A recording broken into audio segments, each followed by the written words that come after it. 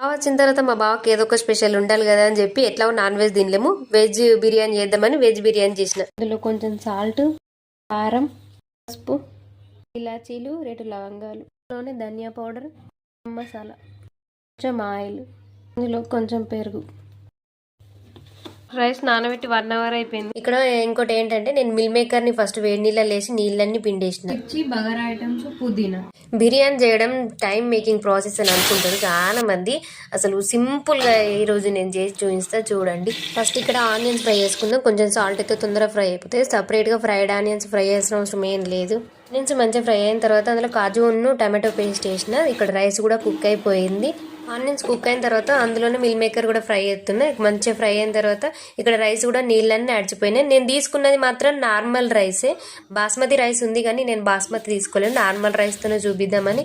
ఇంతవరకు చూసారు కదా, ఒక లైక్ చేసి సబ్స్క్రైబ్ చేయడం మాత్రం మర్చిపోకండి. బాయ్.